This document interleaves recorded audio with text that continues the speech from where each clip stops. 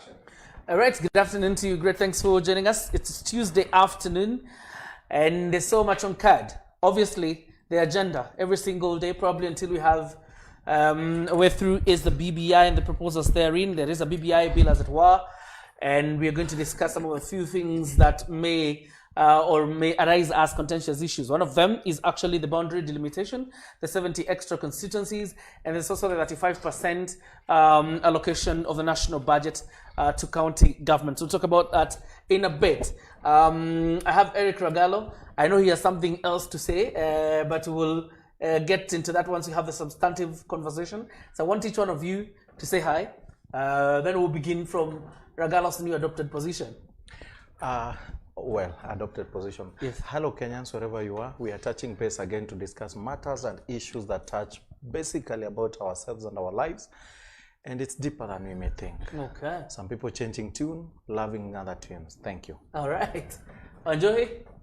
So, hello, our viewers. It's a busy week whereby signature collection is ongoing in regards to the BBI. We've been served to dramas at Nairobi County, where the governor is facing an impeachment. And we also have our Makueni governor going to court to try and challenge the process. Let's see what the future holds for this program. Okay. Maina Kamanya. Afternoon, our viewers. Karibuni sana to Taifa Dialogue. Come, let's discuss and see the future of the nation. All right. Yeah. If you have been surprised, of course, the last 1 week, the Deputy President has been tweeting stuff. And it has left no doubt in everybody's mind that the Deputy President most likely will endorse the BBI. Well, that is what was happening on social media pages. It looks like there was something else happening in the back seat. Because one of the biggest proponents of BBI is Eric Ragallo. Unfortunately, he doesn't hold that position anymore. What happened? Thank you. On my Facebook page, I said once I start reading the final document, then I'll be able to discern the difference. So stop asking if it's me or if this account is hacked.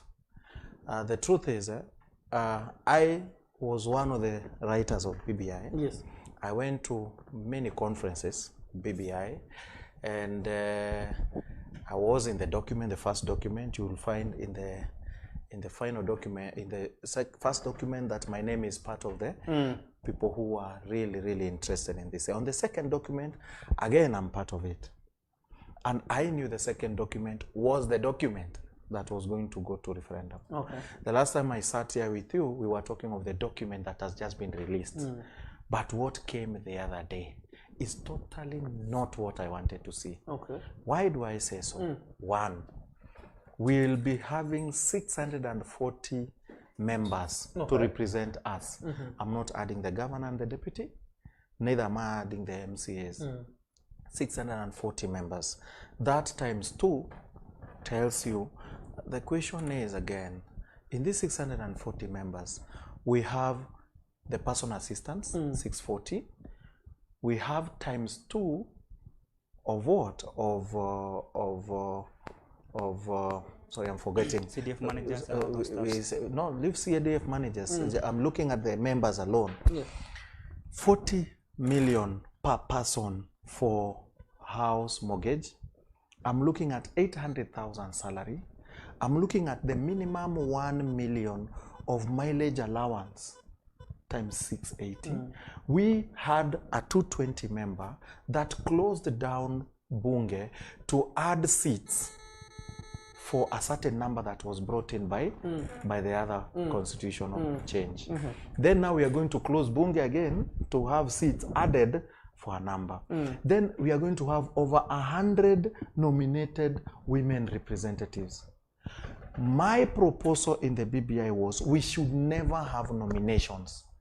All right. Nomination was wrong, and we know why. And you could remember someone said, this was girlfriend to this one, and I was called by this guy that I make sure his girlfriend is nominated to Nairobi County. Did that not happen? It happened. Do we want to go that? That we are nominating people who are not supposed to be going to Bunge or wherever they are, just because they are friends of Akina Nani. But BBI says this time those who will be nominated must have vied. It doesn't matter. I will vie knowing that I will fail. then I'll be nominated. But there's a particular amount of votes probably you should receive, because it also talks about the person who receive, probably the highest amount of votes. I'm telling you, we will have to have 100. Do you want to tell me we'll have 180 women coming from where? And why women? Okay. And why women alone? Why not other person? Okay. Then we are going to have boundary review. The law says immediately. I knew we are not going to have a boundary review. A boundary review should be done now. If it was done next year, we may not have election in 2022. And the law says how? We'll have election 1 year after the boundary review. Is it not so? So are we having election in 2022? No. So when you look at all these things, are we really honest Kenyans? Are we facing BBI knowing what we are doing or not? Again, I wanted Health Service Commission. You look at my document I posted on Facebook. Everything that I said, I've come out clear myself that this is what I said. I wanted 14 counties. I didn't want 47. So 47 is more than the number of tribes we have in Kenya. You mean the governors are even more than our tribal number? Then for 42, the 5 who are past the number, who are they representing? Because all these counties like all these counties are like they are tribal counties. You understand? That's true. So why shouldn't we go the right way? Okay. We wanted to reduce the number of MPs. Have we? We were saying, economy is not healthy.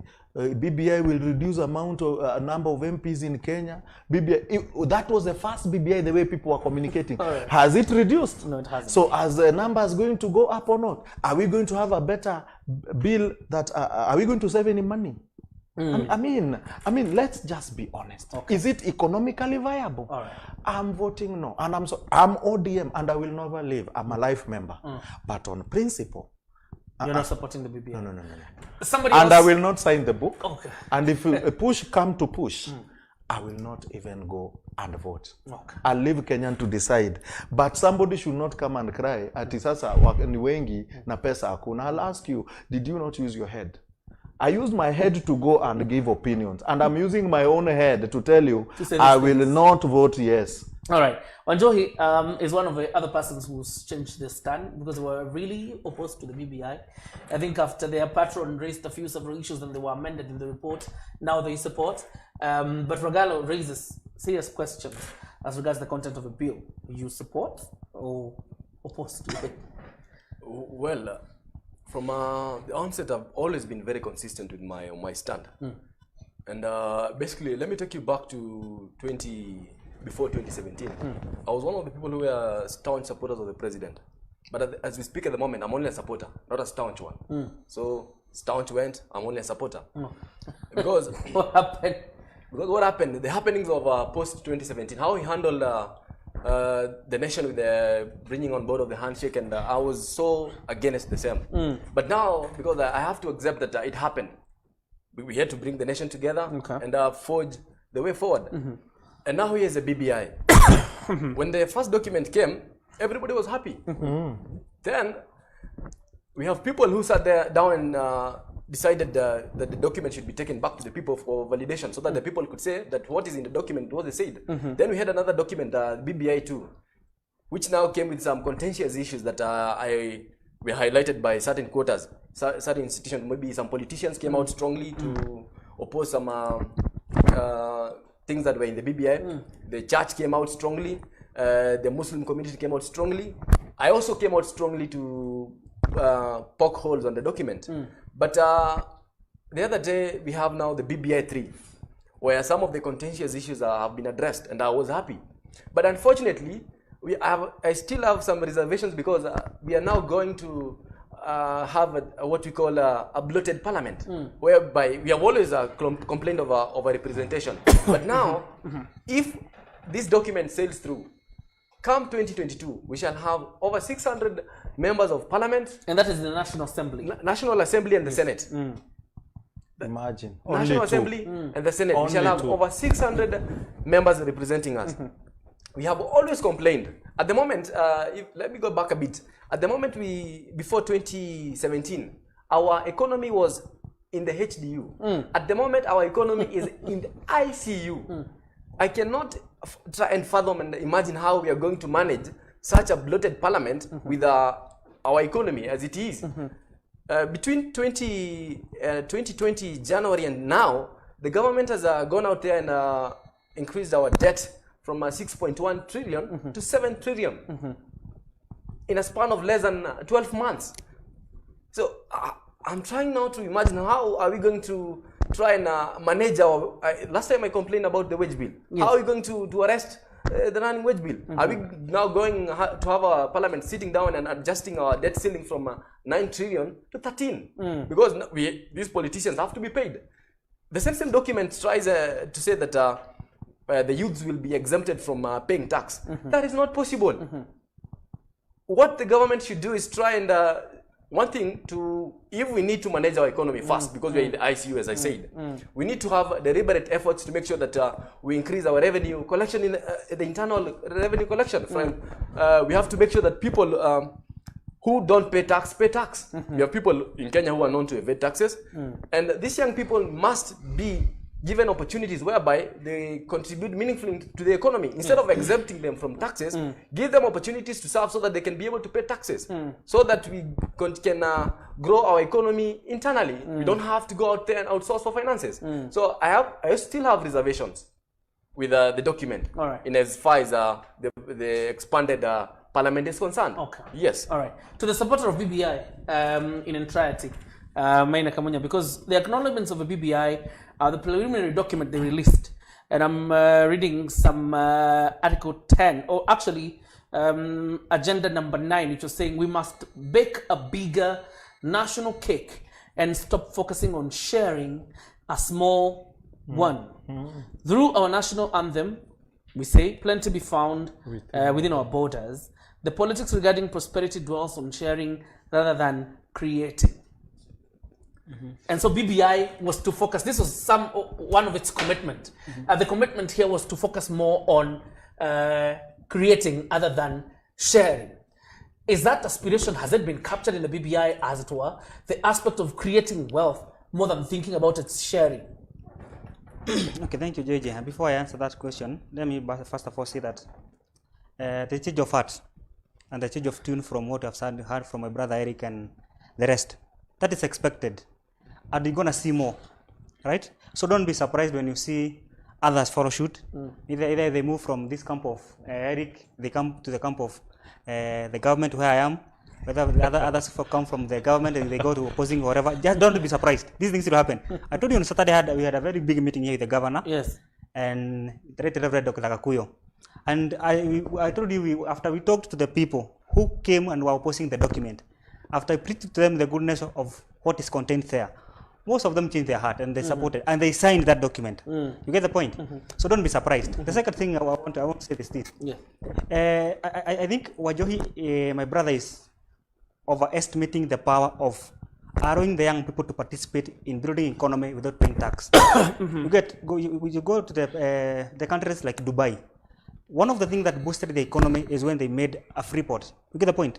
Because you are making a free port to ensure that there are those who people, you know, I'm an advocate of the youth agenda for a long time, and I'm known for that. And I will tell you, whenever I have gone to this government department, all the way from CDF to youth fund or whatever, and you go and do the analysis, they give the analysis. They'll give you a young person, maybe around 100,000, they start a business.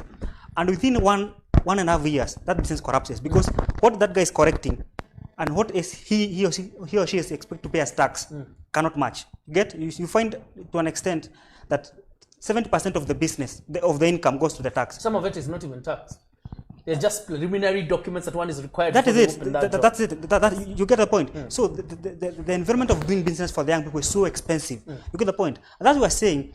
If the entry point to ensure that these guys get a better environment, it will have been better. And that's why I'm saying no document is 100% perfect. None in the world. Tell me, for example, hold on a minute. Let me add that point. Eric, you made my point. I know you want to come in. And it's a very important point you're making. And you say you're speaking on behalf of the youth. Yes. One of the biggest problems, like you try to point out, is that the cost of doing business, particularly very expensive. A startup in this country, is very expensive. What is in the BBI that eliminates those things? You see, as one of them and as their reader, we suggested when we were proposing to the BBI as What is in the BBI? What Don't is in tell the me so what you suggested. what is there is about the tax. You get the point.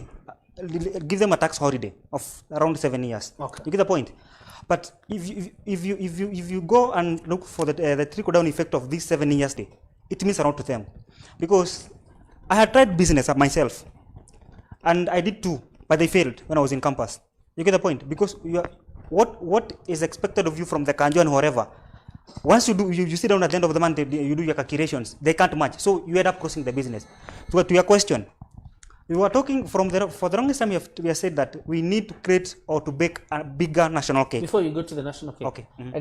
Let me not let you off the hook with the tax issue.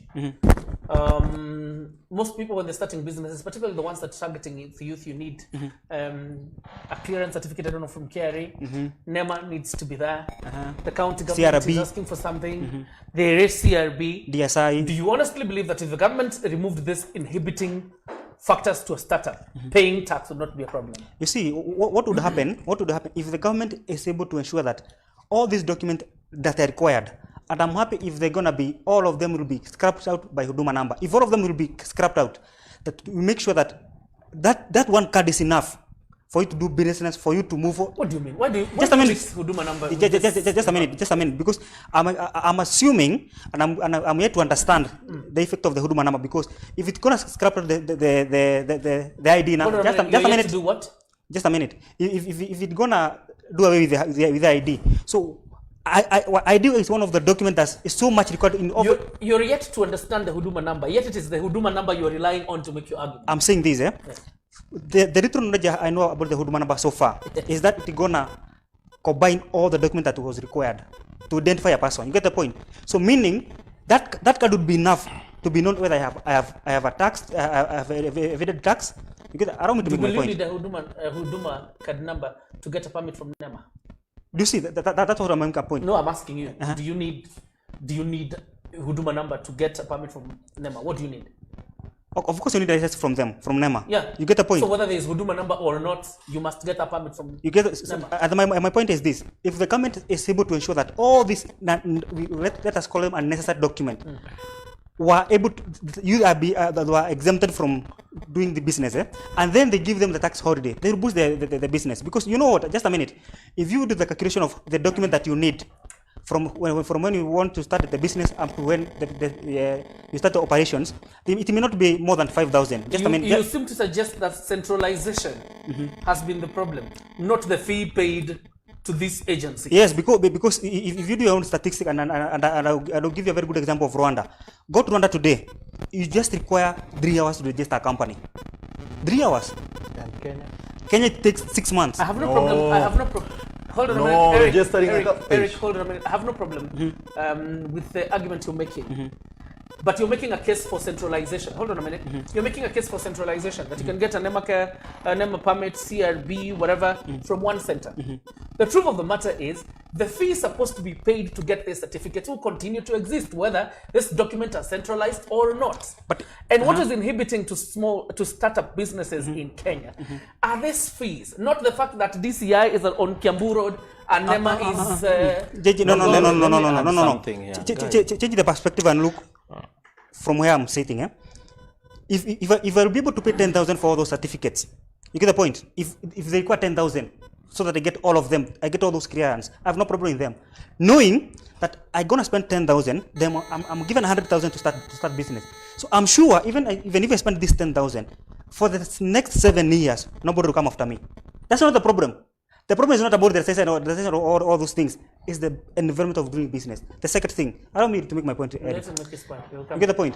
So what I'm saying is, if I'm assured that even if I'm gonna spend 10,000 to get the license and whatever, I have no problem. But make sure that wherever these young persons start up a business, the environment is good. That's one. Maina Kamunya, I have a feeling you either don't have an understanding of this permits required to do business, or you're making guesswork. No, I know. Or simply, deliberately, you're misleading. No. Hold on a minute. Because some of the compliance certificates for NEMA, they will even come to ask for another compliance certificate. After they've given you the preliminary, they will come after 6 months to ask for a compliance certificate. All right? Hold on a minute. The youth in this country have only been asking, remove these unnecessary barriers and bottlenecks. All right? But you advocate for centralization without the elimination of these bottlenecks. Get my point. If I get my KRA and I register my business today, for how long will KRA take to come back to me? Maybe a year, right? True or false? Really? I just registered my business. We'll take a break because I have a KRA. No. I'm saying. And I'm sure they would not agree with what you're saying. Once you register, they don't have to come for you frequently, like a matter of how rent or whatever you're gonna pay. You get the point. You get the point. Every month you must. So what I'm saying is, what tax does businesses? What Every tax does month businesses you pay? must. Small businesses are supposed to pay what tax? so you want to. What kind of tax? You want to change everything to. Bro, what I was saying is, we already have exemption of tax. What people don't know is because when you do your business and you're not making anything, you can actually return a zero tax to KRA. Is that not tax exemption? I'm wondering which other tax exemption will be there, which already KRA has it already, as you can put zero tax, which I've ever done. I have 2 companies. One now is paying tax per year. The other one is still doing zero. So, But probably this is different because they want you to pocket all the profits until after 7 years. even, Yes. let me now tell you, when Kibaki government came, initially when I was taking my KRA card, that is before I took it early because that time we were struggling getting passports. You even needed a birth certificate to go and pick a KRA card. Okay? Then after Kibaki came, some of these things were removed, which were unnecessary. Getting a letter from your church, from your chief, all those things were got out. So what I would request is, we go to ESP time, economic stimulus package, where we raise money within ourselves and make sure our economy is able to assist and hold itself. And then the youths will get employment.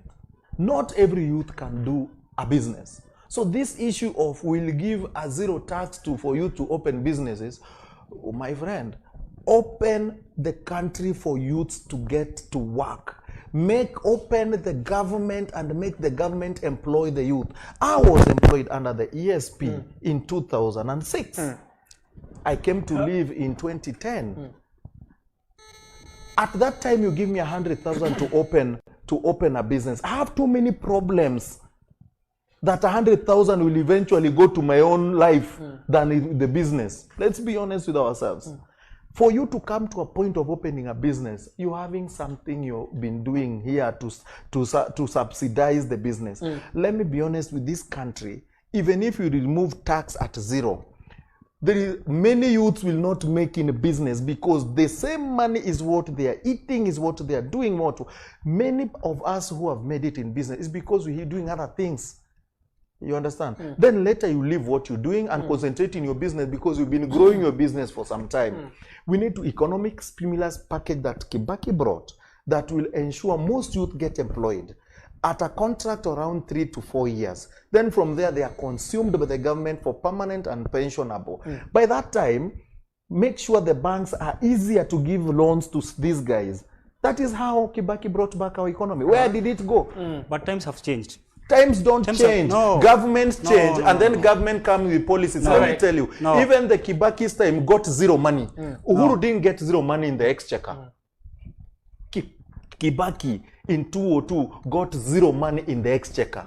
What he did, he made 2 ministries. Ministry of Finance and Planning. Planning, he actually brought a dream team. Dream team was led by who? Or the KCB former CEO Oduor Martin and many other guys came in. They gave a position how a country can come back. And we followed the dream team with the planning of economic stimulus package.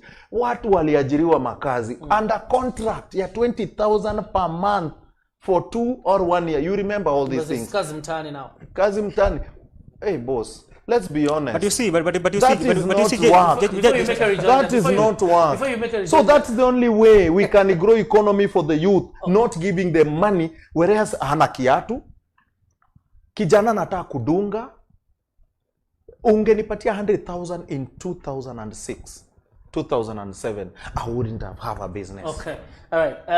Wanjohi, because the biggest fear with what Maina Kamunya was talking about, the 7-year tax break, the biggest fear is that it will be taken advantage of by the usual cartels in government. You take your son, you can register a business under them, but continue enjoying a tax break. Well, in real sense, the person that is benefiting is some faceless individual behind the scenes. Yes, and the last time we discussed this issue, I did bring about a scenario whereby I painted a picture of a certain movie that is based on a true event in the US, whereby black people opened a bank in a white inhibited setting, and they took a young man who was white and put him in as the face of the bank, but behind this bank were these black people. So we are going to have a scenario whereby people who have for a long time evaded taxes. We have people making good money in this country, but they don't pay taxes. What will stop them from now taking advantage of this provision in the BBI to open up small businesses, employ these young people, evade paying taxes, at the end of the day making good money? So what the government should do, at the moment, not every young person in this country is cut from the cloth of people who can do business. Not all of us can do business. I cannot do business myself. I'm not good in that. The only thing that I can do is maybe go out there, get employed somewhere and work. But I cannot start. I've never done business myself. As we speak today, I cannot get employed in the public service. Why? I need to get the CRB clearance because I have never started paying my help. I need to go and clear with the KRA. I have some problems with KRA. So I have so many inhibiting factors that And Okash. Sorry? And Okash. Yes, and na Fuliza. the Fulizas of this world have other challenges with the Tara. Chala. So I have so many inhibiting factors that render me not ready for the job environment. So the government should move in with speed to make sure that all these inhibiting factors are done away with so that I can do business. All right. Let's go back to the primary object so that we don't lose track. Because we were talking about the bloating, the bloated parliament, and the amount of MPs we'll have at the end of the day. And I was also going through this preliminary document by the BBI task force. And point number 17 on shared prosperity, one of them, actually point number 16, was start living within our means. Our means, yes. By controlling our borrowing, which is creating an unsustainable debt burden on future generations. One that was an admission that we were living beyond our means. You agree that? You agree with that? That was an admission that we were living beyond our means. Then there was something, prosperity must also be shared across generations, and we should not prosper at the expense of our children. Number 17, eliminate wasteful and duplicitous public spending in the national and county governments and start pooling facilities used by public for servants and repairing and using old equipment, blah, blah, blah. That I think was supposed to compel public servants to go to public hospitals. But there's something interesting here. Eliminate all sitting allowances for public officers and salaried. My question is, has that been captured in the BBI? With a bloated parliament, with the things we're talking about, and the debt that we have to accumulate to sustain the salaries of these people, has that been captured in the BBI? I think that's a matter of policy, right? And we What just is a matter of policy? whether they'll be able to take away the allowances or whatever, all those things, yeah. And we're gonna wait to see whether they're gonna, because I've not seen that in the BBI. But when it comes to our wage bill and whatever and debt, there's something that we never agree, and we are never honest as Kenyans. You see, if you go back to history in 2002, when Kibaki came in, the economy was doing very bad, right? And he had a team, as my brother Eric was saying, and they started boosting the economy. Right? They picked up very well. And I remember that's when my dad bought Shambas where we stay here in Juja. So, but by the time we are coming to the year 2005, 2006, we had a referendum, right? 2005. Yes, it divided the country sharply. twice. By the time we are coming to 2007, we had 2008 elections, we had the wars. You get the point? There are so many people who lost their property by then.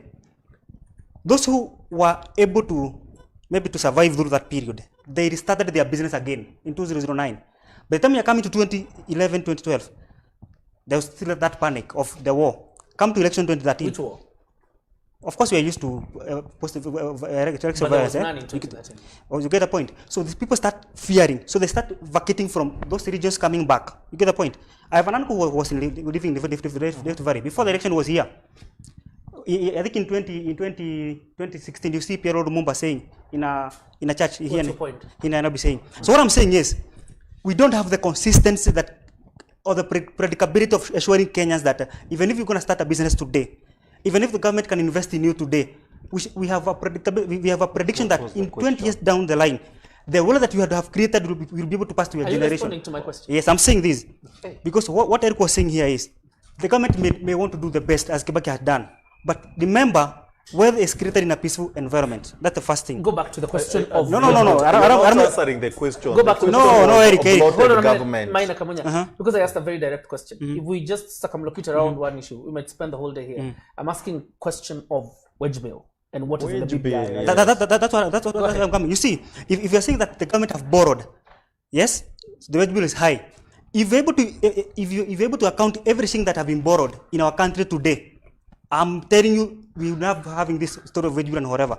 Because I think it was in the report of a certain organization that we borrow out of the budget we get, a third of it is stolen. You get the point? So we can complain, yes, as Kenyans we can complain that we have a brutal economy. Yes, we have brutal, people are suffering, the wage bill is so high. But ask yourself a question, what is the main problem? Because it is not the wage bill. What are the factors that contribute to that high wage bill? Because Kenyans, first of all, those who are entrusted with their leadership are thieves.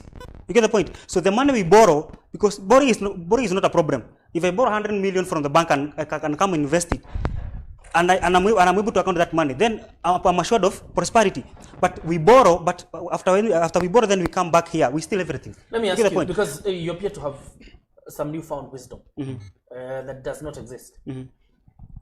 President Uhuru Kenyatta is on record forming a task force to look on the issue of wage bill himself. You remember him promising to take a 20% pay cut with his deputy because of the wage bill. And I think that task force is led by Sarah Sareb, who is now the ambassador for Kenya in China. That was the president himself admitting there's a problem with our wage bill. And you're telling us it is the president who should have seen it differently. Sometimes you have to look beyond what they say. And I'll give you a very good example. They said you should have a public audit. And the person said, to start with me, my deputy. What happened? So what I'm saying is, please go deeper than you see and what they say. Because there are things that they will say to appease us, to make us feel like we are moving on. So but we are not moving. According to you, we don't have a wage bill problem. What I'm saying, we have a problem. But the main problem is not that wage bill. There's so much factors that will contribute to that wage bill being the way it is today.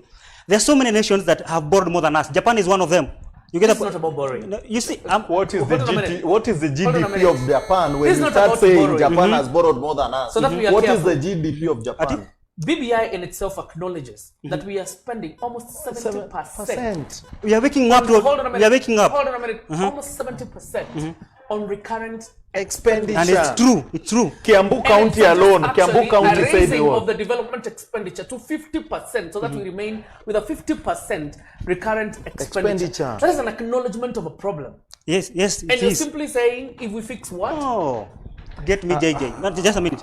If you're complaining, it tells you our economy is not doing well. That's a fact thing, and I want you to realize that. Okay. If you're able to raise more revenue, how will you complain about a wage bill?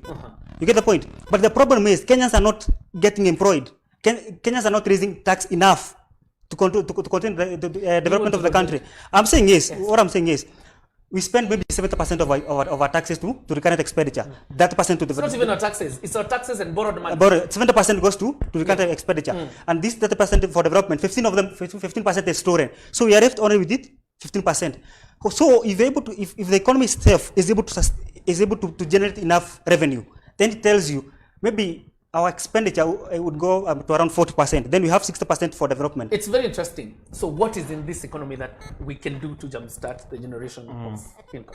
One, and I think that's where they are realizing this. We have to end the cycle of violence. Because I think, and I said this before, 1 year before the election, we lose so many businesses because of fear.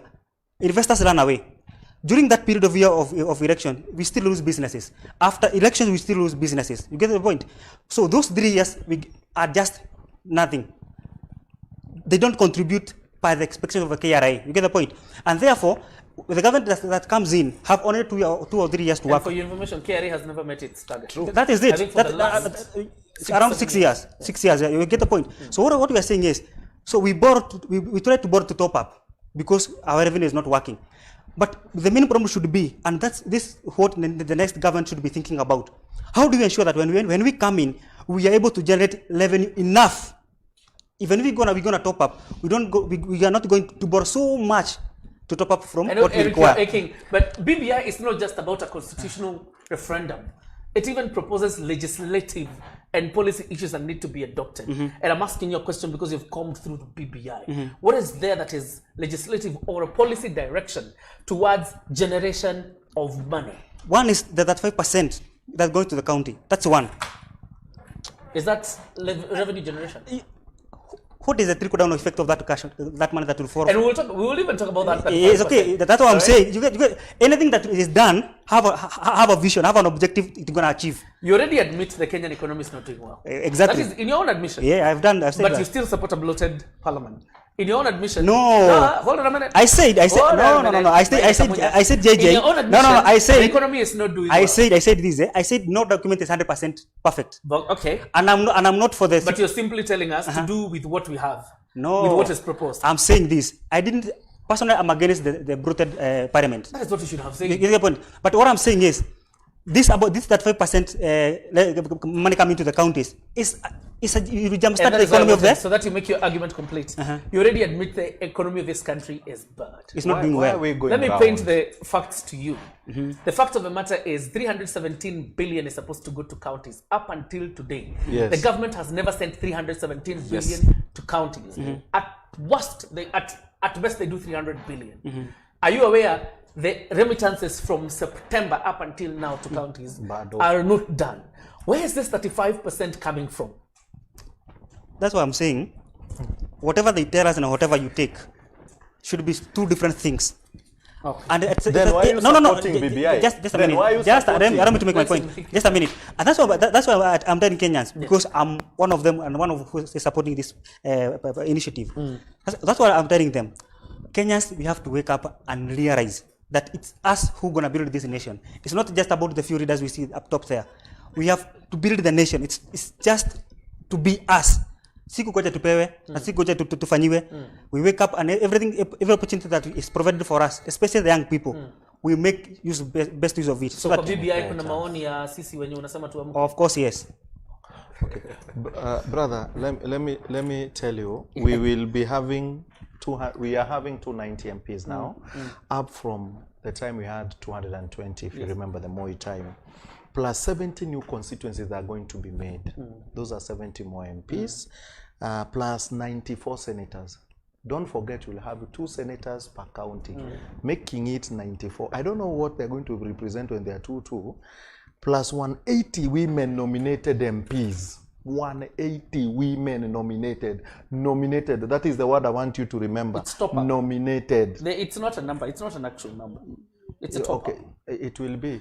So if we elect 40, that means we'll have to nominate another 80. So plus 6 MPs representing special groups, giving you a number of 640 MPs.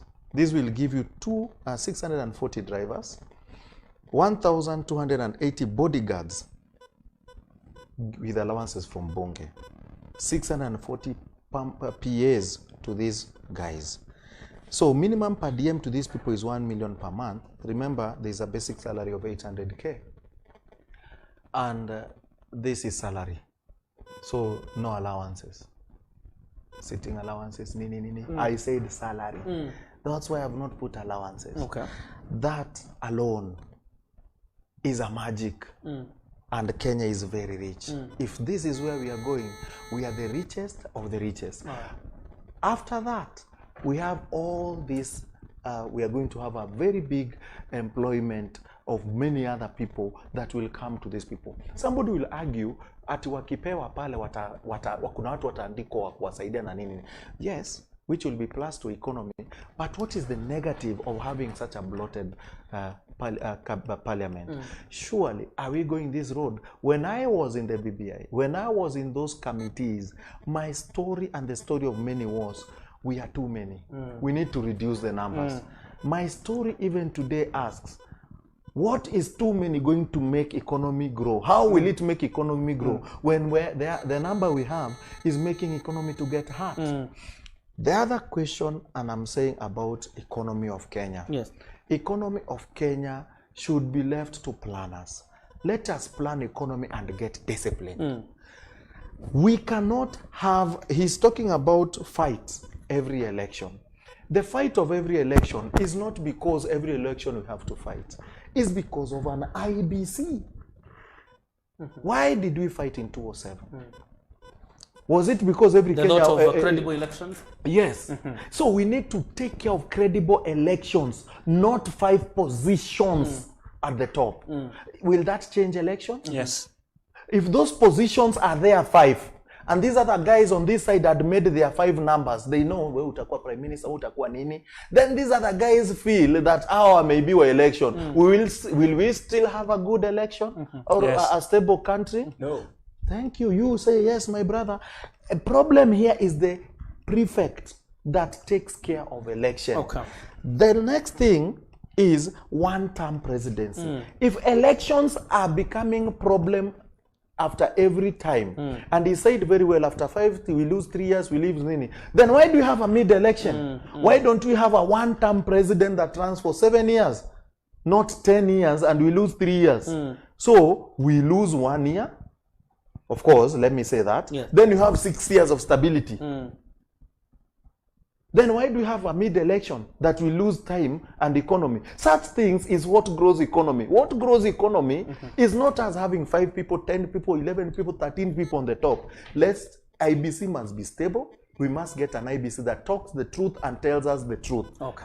If we don't go that road, who is telling you that we will be safe the Just coming election just because we're having a prime minister, a deputy prime minister, nini? No, nothing. Let me tell you, JJ, just a minute. Let me tell you. Look, 1 minute. And it's very, very unfortunate. I think Eric changed the side and he changed with everything and reasoning or whatever. Okay. is it You that get, what one should do? No, and you see, and I think we especially we as Africans, sometimes we forget so much. Just come where you are going. Our diversity is so much, and there's no, and I said here, I remember this time I said here, go to the whole world, try and do your own investigation, whether there's any continent that deals with the diversity better than Africa. There is none. There is none. Go, you find a country with 100 and something tribes, cultures and traditions, and you expect all of them to conform and agree on one thing. They can't. But you come here and do give a very good, go to Nigeria. If a president comes from the lower side, deputy comes from the other side. And I think it's time that we be on, if it is my own position and my own thinking, I was requesting and I proposed this one. If having 5 bigger tribes at the top gonna be the solution for this nation, it better be. It won't be. To you it won't be, but to me it will be. Because for one, I have understood that we don't fight because we hate each other. We fight because we feel excluded in government. You get the point? And I said here, What is exclusion? just a minute, I said here, it's just a matter of perception. When Karonzo is at the top there, Kambas feel our man is there. But he doesn't sleep in every man's Ukambani, okay? Hagangi kwa kila mtu Ukambani. You get the point? When Uhuru Kenyatta is there, why are the Kenyans today trying to return the Kikuyus in Left? Just a minute, in Left Valley. Because they are feeling their man will not be in government. There's something I want to understand from you. Let me finish. I'm saying this. Our diversity must be addressed differently from other democracies. And that is true. You get the point? So if Kenya will be healed by having Kikuyus, Karijins, Ruyas, Ruos and Akambas at the top, let them be. Ragalo's concern was different. No, it's not different because he's saying No, just listen to him. It is true. concern was about credibility. No, of it was not that. the election. He said, Oh he asked whether those positions at the top will cure. I they- said, yes, they will. Yes, they will. Yes, Yes, they will. I said, They will. Let me They rephrase will. my statement. I didn't say they should not be there. I said, if we have 5 positions here and 5 positions here, and the referee here still is not a credible referee, Yes. we will not fight again. Yeah, we would because this way. Allow me to explain because to him so that he understand. If we have 5 bigger tribes in the opposition, we have a Kikuyu in the government, another Kikuyu strong in opposition. The Kikuyus will feel, even if our man is in the opposition, we have still. Let me give you a classic example. Give me. Because you talked about Kalonzo Musyoka, Yes, yes. in Ukambani. Do you mean that this position star will have to form formations will forcibly form formations that will contest in an election? Because hold on a minute. I'm thinking about the last elections, for example. Kalonzo Musyoka was in NASA, Yes. right? Yes. Raila Odinga was in Nas. NASA. So was Moses Wetangula and Mudavadi. Musalia Mudavadi. The other side of Jubilee had Uhuru Kenyatta, William Ruto, they had the Duales of this world, Kina Balala, it even had Kina Raphael Tuju, Ngilu. and so. So if for Kambas to feel represented in government, do you mean President Uhuru Kenyatta should now go and start the negotiating with one person so that they feel as part of government? Let me ask you a question. Yes. Don't A ask. I'll give an answer. handshake between 2 people come to the nation. 2, not 3. 2. Come is a very relative. You get the country is peaceful. Business is being done. You get the point. 2, not 3. I'm talking. The country that is growing at 2.1. Is tell you the power of these big readers we see. You can't understand the I influence. have no problem with and that. I'm saying this. And I'm saying this. Yeah, I'm asking you a question. So that now there is peace between or all over the country within these communities. Does it mean that we shall force a formation or a political coalition between the president? We don't have to force Raila it. We don't have to force it. Kalonzo Musyoka, We don't have to force and it. Joe? The complaint. Because you're talking about the big I'm men. saying this. The complaint of most readers today they are saying, kwani itakuwa Kikuyu wanabadilishana na Kalenjin. That would be genuine. In fact, if I was to be asked, Raila Odinga and Uhuru Muigai Kenyatta are fearful. Wako na uoga. Waseme ukweli. Let them create 5 position if that's gonna heal the nation. Stop taking me in circles. No. Respond to my question. Ask the question. You talked about these 5 positions. If it's the big communities who occupy them, Yes. you're fine with them. Yes. And I've asked you, there cannot only be one leader from that community, because unless we are going to force formations, political formations, for example, the kingpin of this region is Uhuru Kenyatta. Of course, yes. All right? And I'm looking for the next one. Yes. So if the opposition on the other side, so that Kikuyus feel they are part of opposition, who should they take? Yes. If I get Kikuyus it. No, I get your point. So the formation here was, and I think I'll refer you Because back. you're talking about feeling. Feeling, perception. I'll take you back to what the Punguza Muzigo of Moses Kuria was proposing. If you read that document of 6 positions, and Kuria was very honest, and I like that document of Moses Kuria.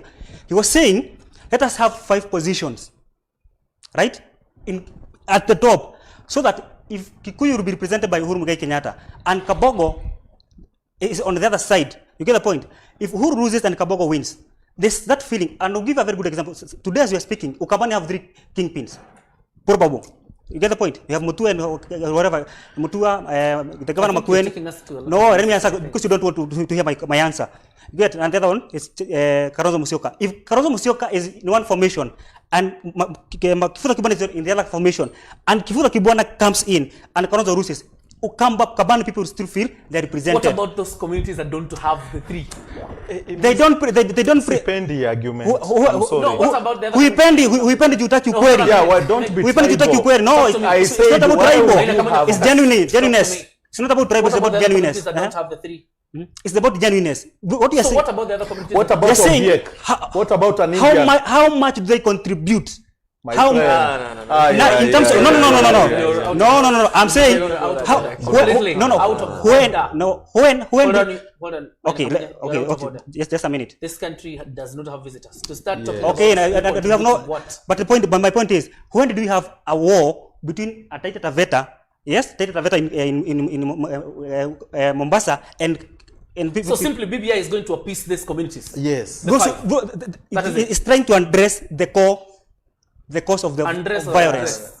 Address. The cause of violence, I said, my brother, if we have an IBC that is credible, and if we have an IBC that's credible, and everyone knows it has powers that it has, then we will have a good election.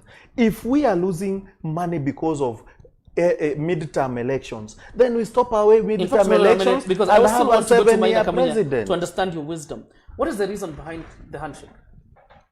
The reason behind? Behind the handshake between President Uhuru Kenyatta To ensure and Raila Odinga. you unite the nation. Why did they shake their hands? Yeah? Why did they Because shake the hands? country was divided and the country was going to the graves. And why was it divided? It was divided because both of the side, their teams could not agree. You get the point? Agree on what? On who won the election. You get the point? Who won the election? Uh-huh. Did Raila Odinga swear himself in 1997? No, Did Uhuru Kenyatta swear himself in 2002? he didn't. Why? Because the margin he was defeated with was, I don't want to make my point, it was clear.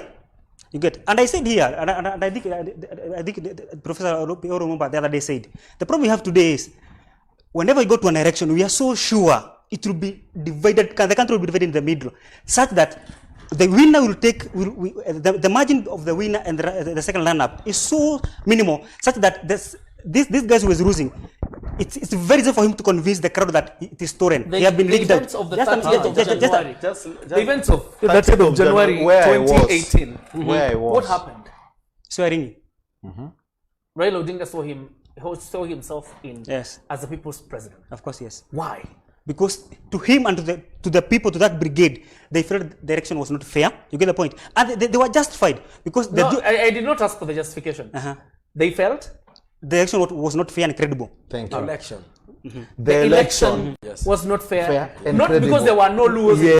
That's what the point I've made here. The president was told by the court, but the government was told, open the servers so that we can ascertain whether there was free, credible and fair elections. The government refused. So when it refused, what is the other option for the opposition leaders? You force the government. So they forced the There government was no through. other option. The election was nullified. It was nullified not by us, Okay? but by There the was no court. By the other court, you option. see. There was no other Maina. option for the opposition. The election was nullified. Yes. after those servers were not open. And by the way, the government was not being told to open servers. It was the IBC Yes. that was being told to open the servers. But But hold on a minute. was I manipulated. want to hold you on your point because you were talking about communities not being in government. Let's take first President Uhuru's cabinet first time. Did it have a law? Yes, You are aware it had. it had. Omamo was Did it alone. have a Kamba? It had.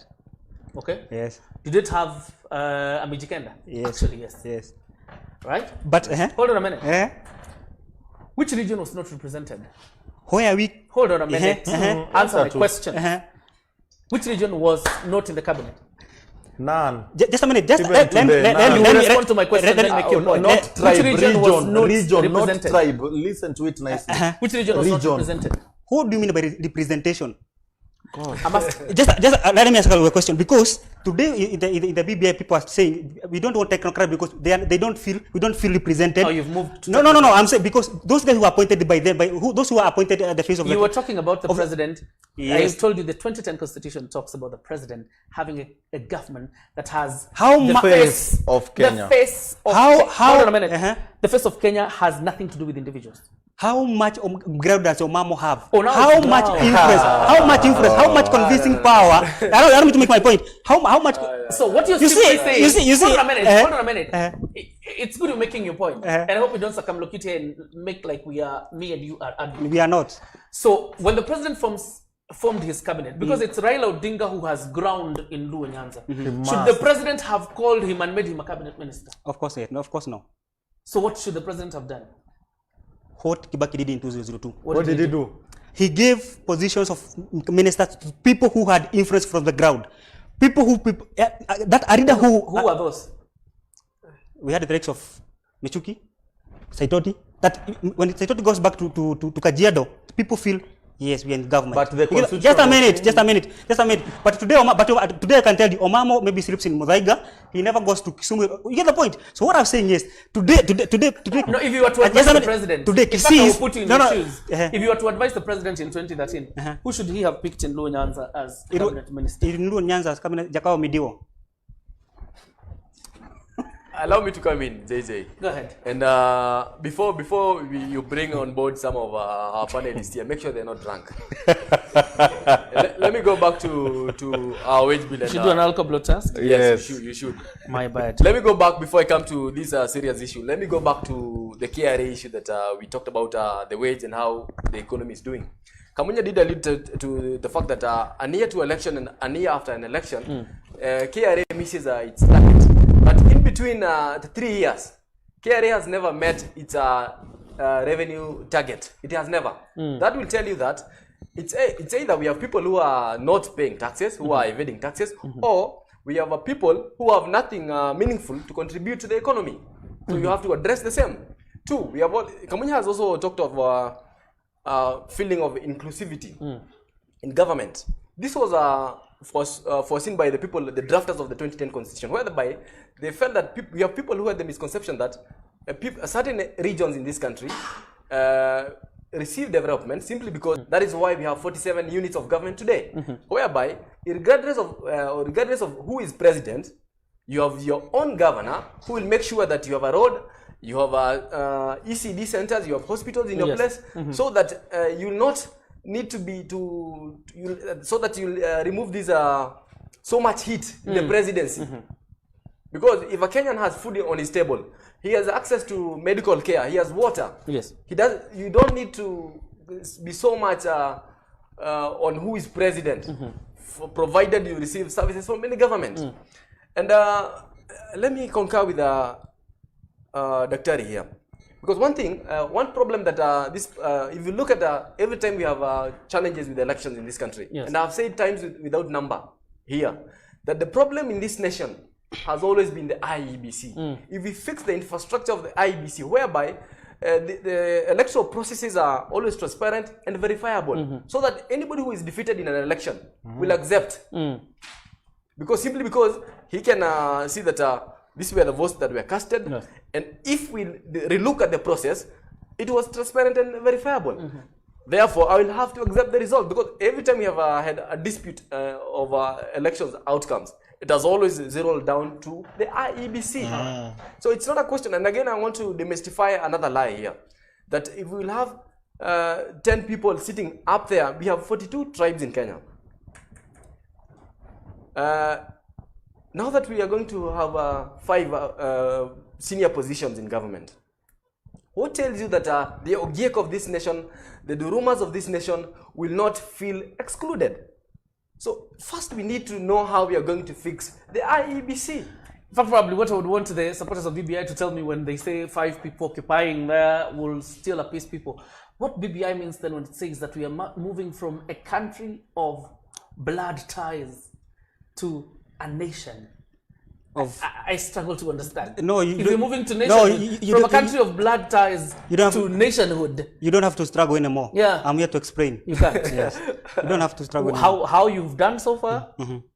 Because you see, Kenyans don't want to be honest. The issue of disbursement of funds. And there is obviously a big issue of whether this 15%, of course we've seen sometimes an increment from 15% to almost 18% in terms of disbursement to counties, but there are those who argue that 35% is way over us and we may never get there. We have 15% of total money collected by that is released to the counties after our budget. Okay, this 15%, how much has reached, and how many times shouldn't it be automatic? Then how many times have governors not be able to even pay people in the counties just because there is no fund? How many times have nurses and doctors and even threatened to go on strike, and even gone on strike? The other day Kiambu was on strike just because the medics have not been paid in the middle of corona pandemic. You understand? If we are really serious, before that, let me give you an example. Yes. How long did it take to bring masks and sanitizers to Mwananchi? And how long has it taken the BBI signature document to reach the chief? Man, this one is skyrocketing speed. Sure, the chief is having the document. people are Probably signing, you'd argue the but printing a booklet is yes, not as yes, but big the of a time mass. printing a booklet and producing those thousands of booklets and making sure they go through the infrastructure of reaching the sub-chief and everyone down there, that is the fastest and the speediest the government have ever done. And congratulations, I am the happiest man. Do that for the PPEs and any other thing the medics need. I'll be very happy. Pigs will fly. Things will fly. If that is the speed they do things, then why have they not found money to give the counties? Where did the money to print these books came from? Were there How budget many books for are it? printed? Were there budget? Were there supplementary budget for them? I sometimes think I didn't go to school to learn. Sometimes I really need to be in the government to understand some of these things. They're just jumbles. The other 15% has never come. Now we are going to 35%. After the 35% goes to counties, then the counties will cut the 35% and give the wards how much? 15%. Is it 15? Because they have now taken it from 5 to 15. What will happen? Mwananchi will be told pesa ya county ya ward imefika. Saizo haijafika, because people already know county should be having money. Haijafika. So how will this work? How will we not find it hard to implement some of these things? So the simple thing is, and this is where we get it wrong, the national ethos. The national ethos was not anything about leadership of what? Was tabia ya kuongea ukweli, kutodanganyana na kutukanana. Let's be honest and let's always talk the truth. The truth is we will not do it. The truth is we will be struggling. And that is why medics wanted to leave the employment of the county and go back to the national. Because they are struggling. They are forced to struggle, which they should not.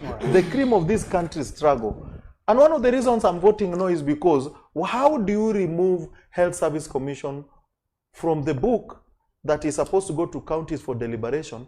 Then tell me the health thing you need will go through the statutes to MPs. So that is not a commission. A commission, and this is a lawyer, must be entrenched in the constitution so that nobody blunders with it. So when you put a commission under the statute, what are you doing to us? Okay. And this is a no. That appears to be. And it is a no. You don't do this to people who got A's and are the cream of these brains in this country. Wanjohi, Yes. The bigger question here is on those resources to counties. Even when we have had a 15%, the government has not been committed on sending. Sometimes even we've seen county governments threaten to shut down because money has not been disbursed. In fact, you will be surprised. Some of the monies or the money we are paying annually as loans or repayment is actually a very bigger amount compared to the money we are sending to counties. For example, we are sending about 317 billion. Our debt is we pay almost 900 billion per year in terms of debt. And the question is, what is in the BBI that will compel government to deploy this 35% and at the beginning of each and every financial year? Because to them now it's released in tidbits, and you find there's a problem, particularly a human resource problem in counties. Well, before I come to your question, JJ, there's something also need to remind Dr. that over and above the BBI signing document that got to Mwananchi very fast, the other thing that the government makes sure that reaches the people very fast are ballot boxes. Thank you. Yes. I didn't know, even when it rains, the ballot box must have to- reach. they have to go Actually, to it the has polling to be centers. carried and somebody wade through the water. They have to. Huh? And that one is... At any cost. Thank you. The other day we had the state of the county's address, and I was listening and sympathizing with some of the governors.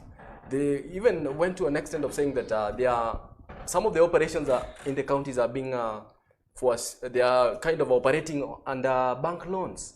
That implies that even the 15%, the minimum 15% that they are supposed to receive every financial year, they are not getting it. I have friends who work for county government. They go for 3, 4, 5 months without pay. So then here comes the BBI now, and we are now treated to theatrics that now counties are going to receive 35%. Me and you know that money follow functions. You don't devolve resources. Truth of the matter is, even the devolved functions, the government has never devolved them fully. The national government is yet to devolve some of them fully to the county government. So if we entrench in our constitution that the minimum counties are going to receive is 35%, that implies that we'll have more functions being devolved to these county governments. And if that is the case, we have not seen the deliberate efforts by the current government. It's a question of goodwill. There's nothing that is stopping the government of the day at the moment, because the minimum according to the constitution is 15%. There's nothing that is stopping the government at the moment to raise... It's actually 15% of the last audited account. Yes. So there's nothing that is stopping the government, without even the BBI in question, from extending this money, from raising this money from 15 to 35%. So we don't need a referendum to get these monies to 35%. So what is happening at the moment is a question of goodwill from the national government. All right, and probably the BBI was trying to peg it at 35% so that you don't have somebody else who will come and struggle the numbers. But very quickly, Maina Kamunya, and the biggest, particularly when you talk about the allocation to counties, the constitution provides at least 15% of the last audited accounts. And there has been a problem. Maybe it's a question of goodwill, that the last audited accounts probably was about 5 years ago or 4 years ago. For example, right now we have a 3.1 trillion budget, and the amount of money that was sent to counties was 317 billion shillings. I know there's something the BBI talks about, that if Parliament delays in terms of auditing accounts, the Auditor General, the last report of the Auditor General, that money can be sent to the counties with the last report of the Auditor General. But we also know the Auditor General's reports are not up to date. So that means that we'll still have a lagging behind of the money sent to county governments. And there's that question, is it a goodwill issue or is it a constitutional issue? First of all, allow me to say that Kenya have a problem in regard to leadership. That's one of our major problem. The second thing about the county, have you seen governors refund money to the treasury? Yes. Why now? I think Nyandarua refunded, took back to the treasury 300 million. If money is sent yesterday, hold on a minute, so that I explain to you, and you need to listen to governors when they say the frustrations they have. I know. The treasury has been very cagey. They will send you money today, in a week time, and not in a week's time. Tomorrow is when that financial year expires. According to spending of government, once that time has lapsed, you must return everything. So what I'm saying is, I think we have a very, very big problem in the leadership in our counties. The second thing, counties.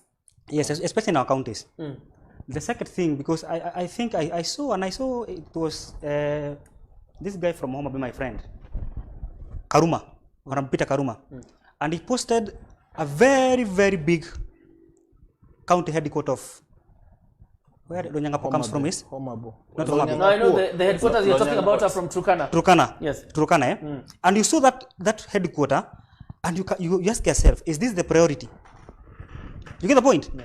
So the county have been devolved around billions of money. You get that one office takes around 8 billion. The same question people are asking in a country where people are dying from COVID. You see, whether the referendum. And you see, and that's what you are coming to my point. That's what I'm saying. You see, and no matter how much you can blame the president or the government, there's so much that need to be done by our leadership. It is personal responsibility. I don't want to tell my brother Wanjoy here. I remember there's this CS of agriculture during 2013 from Munyes. See, not Munyes. The agriculture minister then? 2013, 2017. Was Felix Koskei. Koskei. You remember that guy? He found a person who had been knocked by a car along I think Huru Highway. That guy stepped out of his Prado. He entered into his chase car and went to the meeting. And the Prado took the guy to the hospital. That's showing leadership. So you can't just say that, oh, readers are just bad. They are not. It takes personal responsibility to know that I'm a reader. So what I'm saying is, you sit there and tell us Kenyans have a problem with leadership. Yes, we have. And because our governors, and especially our governors, have their priorities upside down. You get the point? Okay. Because no matter how much you can complain, they write to us that they had the capacity for COVID and whatever, and it was advertised in the whole television and the media. Then it comes out that even the Council of Governor chair, Victor from Baranya, in his own county, and that one of Kuti, the governor for Isiolo, he was the one chairing because he's a doctor. And he said publicly that he had constructed an ICU. When the media went to Isiolo, there was no ICU. So, and he had that capacity to stand and tell the media there's an ICU in Isiolo. So what I'm saying is, as much as we want to blame the president and the national government, there's much that need to be done by our county heads. And I'm saying this because no matter how much money we bring to the counties, yes, BBA proposes that it's not about the last audited account, if you have read the final report, it's about the last corrected revenue. You get the point? It's not about the last audited account. The position will be, if you got that 5% of the last amount corrected, the tax corrected last year, then the other financial year, it will go the same way. You get the point? That was the proposal that it was a proposal has suggested. That is not what is in the bill. But you see, I think I'm going to check and you need to. I'll check and verify. Oh. So because what I'm saying is, I found that proposal very enticing to me, because if that was the route to ensure that they get that 5% of the last corrected corrected revenue, it will be an assurance that no matter how bad the economy would be, we are assured of that 5%. You get the point? Let's do the math. Hold on a minute. Let's do the math. How much revenue do we collect in a year? We collected at 1.6 last year. 1.6. At most we collect 1.8 trillion. That's the much we collect. Our debt, national debt, so far, is standing at 900 billion. And I'm sure as time progresses, we'll still have more. So that is almost $1 trillion. Yes. So if you remove the trillion, we take it's not a trillion. We for their own payment we take 900 million. Just not a trillion. I think what do you mean? I think a billion something. 900 something. I can't remember the figures. So it is 900 billion. Exactly. What we pay per year 900 billion, not a trillion. So the trillion is, we actually at something trillion. So I know in school you may not have had something rounding off to the nearest figure. Oh, you are rounding off. 900 billion rounded to the nearest figure. 1 trillion, eh? It's okay. So that's what you are doing. From 1.8, how much money do you have? 800 billion. What is the responsibility of government in terms of development? Hold on a minute. The responsibility of government in terms of development. I'm giving an addition of the information you have. Out of the 800 billion, 400 billion go to the current expenditures. You get the point? 400 billion. So we are left by around 400 billion. 400 billion. So we'll do the calculation from there. Okay. And that is recurrent expenditure. There's no development expenditure. Yes. So the remaining 400. So what happens? The remaining 400 billion is what we borrow from China to top up. We borrow loans. No, this is money we have collected. I don't know why the money that remains. So that means don't borrow what we've collected. Of the revenue we collect, we will only have 400 billion. Yeah, of course, yes. For development. Yes. All right. How much is the expressway to Westlands costing? 65 billion. 65 billion. And added to other infrastructural projects. Where will this 35% sent to counties come from? What will happen, and I think that's what there's in the BBI, most of our money corrected is stolen. You get the point? That is true. That is true. We don't refuse. But how will we take care of corruption? Because I'm just adding on. Okay. I'm adding on something. Let me explain. The last time we were in BBI, we said corruption should be a capital offense. Did they put that? No, they didn't. But remember that was many people's. But let me tell you something. And I think we should agree on this. I'm a lawyer and I know that. And one of the things that is so difficult to fight is what we call blue-collar crimes. Blue crimes are very, very, it's not easy to prosecute a blue-collar crime. It's not easy. It's very extensive.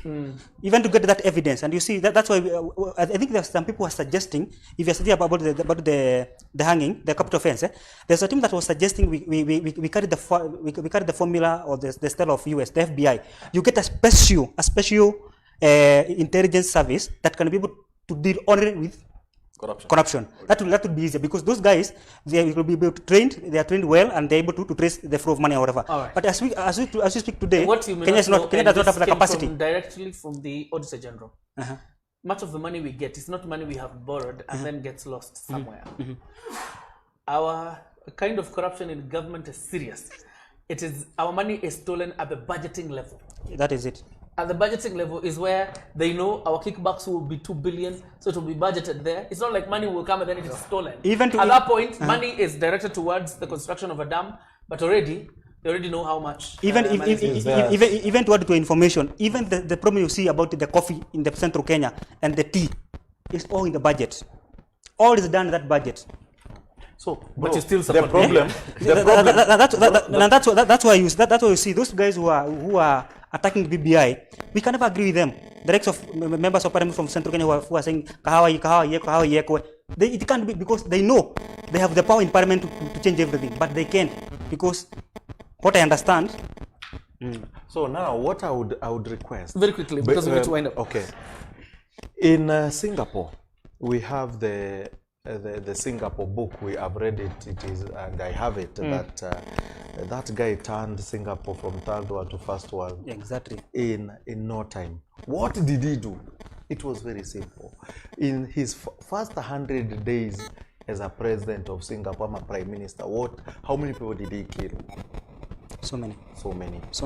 Simple. That's all I want. But yes. And I say yes. Of course, it's a formula. Let me tell you, this guy.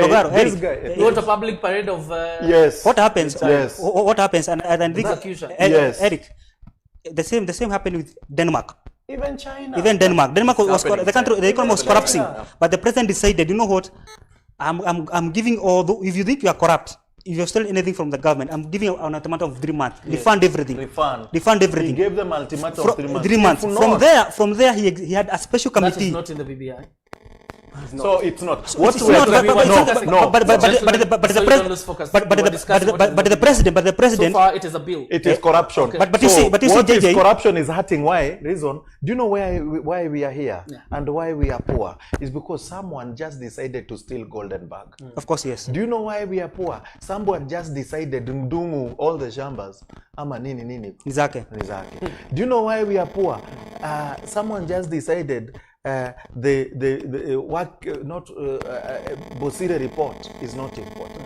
Someone just you see some of these reports are actually the problems we face in Kenya, and that's why we have this Dumu nani reports. All those reports because they are our problem. If we cannot solve them, so how do we solve them? Let's go the radical way. How can you solve them, Eric? Give them, if you're not honest, give them 100 days to return everything, and ukirudisha unaenda nyumbani. Right. If not, public parade. We'll only go back.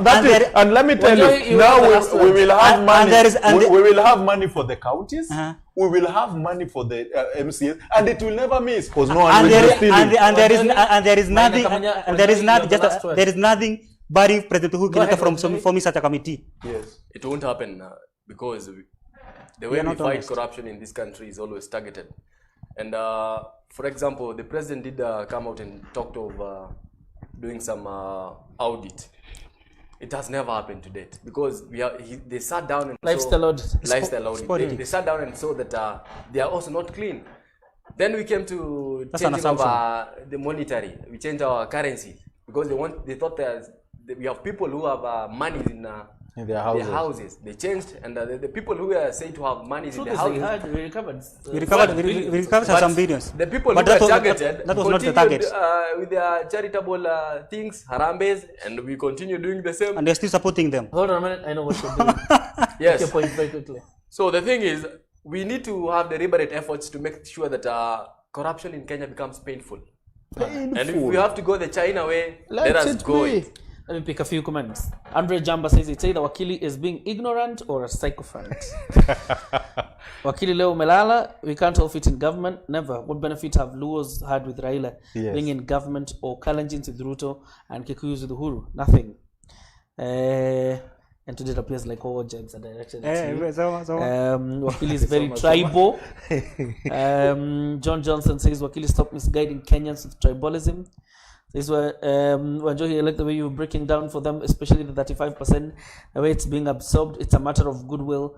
The government is trying to do now. Of course, the cracks of jibes are directed at yours truly. Thank you very much.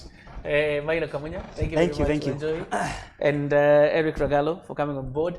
God bless you. Of course, let's continue reading this report. The BBI bill, as it were. I understand the signatures are being collected. Yesterday we were told it's at 1.5 million.